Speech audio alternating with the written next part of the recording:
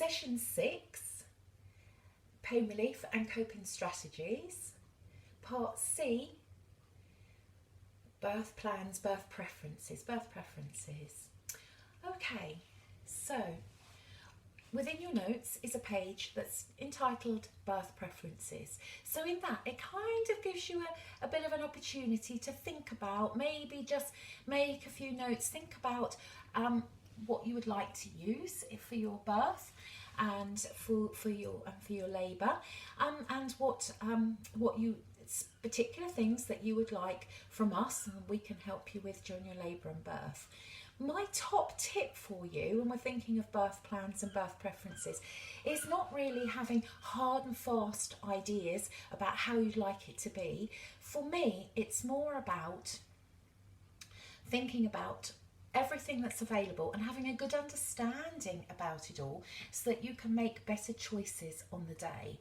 So lots of mums will put on their birth preferences page, please don't offer us formal pain relief. We'll ask for it when we need it. That, I think, is a really sensible thing to do, because in labour you can be really quite easily influenced. If I was to come in to look after you in labour and I was to say to you, cool, that seemed like a tough contraction, would you like some more pain relief? I think you're probably going to say yes, because you think that I think you need it. Whereas if I came into the room and I said to you, cool, they're getting good now, we're going to meet your baby soon, you're doing really well, you're going to think, yes, I am. So you can see actually during labour that you're really quite easily influenced. So whilst we want to really support you, there's a really fine line between supporting and influencing you. Yeah, so actually, in your birth preferences, your birth plan, it's really about having a good understanding about everything that's available. You might want to put particular things in your birth preference, in your birth plan. You might know that your partner is really squeamish and so will never want to cut the cord. And if someone offers them to cut the cord, you'll be scooping them up off the floor. So you might say, please don't offer my partner to cut the cord, because that's kind of something that's particular to you. But as a general rule, for me, the most important thing about the birth preferences is really all about having good understanding about everything, what's available, what you can use, so that you can make better choices depending on how you're feeling at that time on that day. Yeah, so what is available once you're in the hospital? So all the same of those things that we've talked about before, the lights down dim, the music creating the ambience, maybe you've got your TENS machine with you, but there are some other things that of course that are going to be available too. So let's start by seeing how they all slot together, and then we'll sort of break them down a little bit as well. So we've already mentioned the TENS machine. So the TENS machine, the only people that you would kind of expect to come into the hospital still with the TENS machine in their bags and put them on are girls that are being induced, because they don't feel any tightenings, they're not feeling any of that labour beginning until we started off for them. So other than that, most people are coming into us already in the active part of labour. So the neck of the womb is already beginning to open effectively around that baby's head. Those contractions, those waves, those surges are coming about every 3 minutes or so. You're getting about 3 of them in 10 minutes. They're lasting a minute and they're taking your breath away. And they've probably been doing so for about an hour or so. So that means that that's at that point that often people come into the hospital. If you wait till then to put the TENS machine on, then those contractions, those waves are too well established and it's quite hard for you to turn it up. It's playing catch up. So that TENS machine for most people will already be on. The first thing that we can offer you when you come to the hospital will of course be gas and air. So gas and air is nitrous oxide and oxygen 50-50 mix, which is available in all the rooms, yeah, and is a really useful bit of kit because you can use that with the TENS machine. If you choose to get into the birthing pool, and we have 2 birthing pools here at Worthing, and we've got 3 birthing pools at Chichester. We'll talk about that a bit more in a minute. But if you choose to get into the birthing pool, you can continue to use the gas and air, but you're going to have to turn off obviously going to have to take off the TENS machine, otherwise that will be a distraction that's not good. Yeah. So if you're in the birthing pool, you can continue with the gas and air, but you have to take the TENS machine off.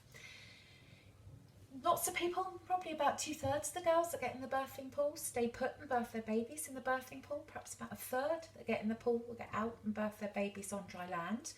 Maybe because they want something stronger. Maybe it's because they're just fed up of being in this sort of what feels quite a warm, really sort of warm, close environment. Maybe they don't like that anymore, or maybe it's because they want something stronger. And maybe, just maybe, that's where the epidural might come in. Epidurals have come a long way. Gone are the days that you were numb like stone from the waist down with an epidural. Now with epidurals, you're numb through the middle segment, so it means you can move your legs around, not enough that you'd be able to walk around, but enough that often you can turn around in the bed space. But we'll talk about that in a little while.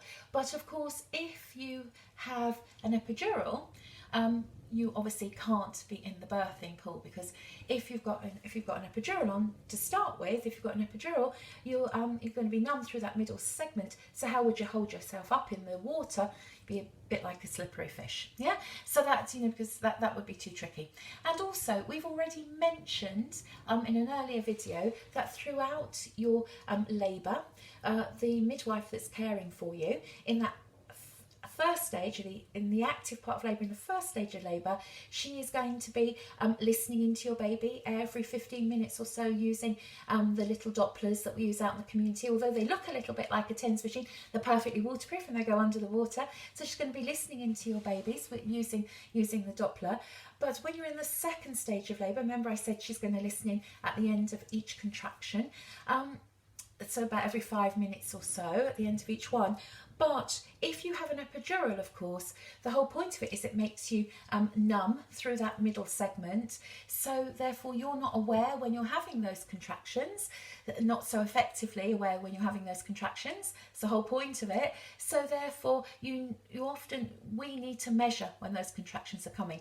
So for people having epidurals, for much more of the time, you need to be on the big electrical monitor. So big electrical monitors and deep water don't go.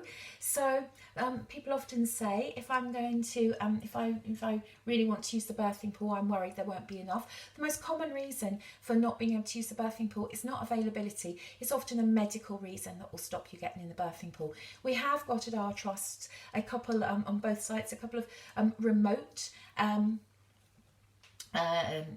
electrical monitors. So that means in some circumstances, people that need to be on the electrical monitor for a more detailed printout of idea of what the baby is doing and how the labour is progressing, rather than just listening in every 15 minutes or so,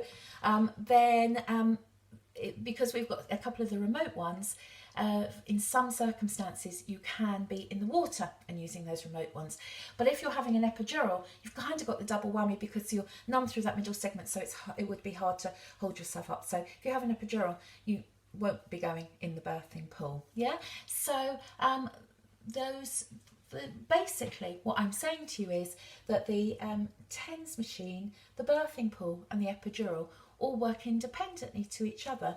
But actually the gas and air, the nitrous oxide and oxygen 50-50 mix, goes with all of them. So you can have that with the TENS machine, you can have the gas and air in the birthing pool. And if you were having an epidural, then you can have, we would encourage you to be using the gas and air whilst the epidural is being set up, because it enables you to sit more still, be more relaxed whilst that's being done. There's one more form of pain relief that I just want to mention before we break them down a little bit more, and that is the diamorphine. You may have heard, your parents, your mum, family members might have said in years gone by, they were given pethidine in labour. So pethidine is a synthetic copy of morphine or heroin. It's quite a strong painkiller, and it's still given on the general side these days as a post-operative pain relief. However, used to be our mums in the early part of labour, for example, if the baby wasn't in the perfect position for labour and birth while we were waiting for it to rotate into a better position, or mums that were being induced and it was taking a time, just to help them to relax, some pethidine was a really useful tool. But the trouble with pethidine was it tended to make mums feel a little bit spaced out and sick, and if they were feeling spaced out, that couldn't be reversed until it sort of went through their body, about 3 or 4 hours. And the babies the next day were all often a little bit sleepy, yeah, almost like they were just getting it out of their system, yeah. So what we swapped over to these days is we use what's called dimorphine, which is the same family of drugs, but actually dimorphine, it's more expensive. It's the pure stuff, and most importantly, it's milder. So that means, again, for those same sort of reasons, maybe just to help someone to relax in that early part, maybe if they're being induced, all sorts of reasons that it can be quite a useful tool. But because it's milder, it still might make you, when you have some, it still might make you feel a bit sick. So we give you an injection to compensate for that. But it doesn't tend to make you feel so spaced out, and the babies don't seem to be so sleepy the next day with it. So it can be a really useful tool.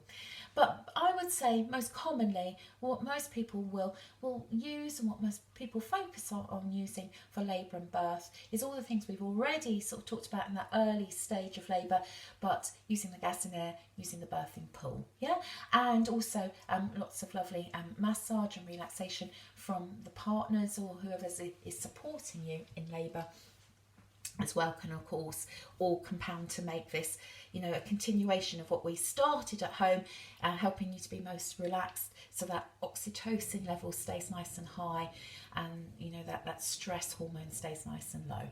Okay, so let's break them down in a minute a bit more.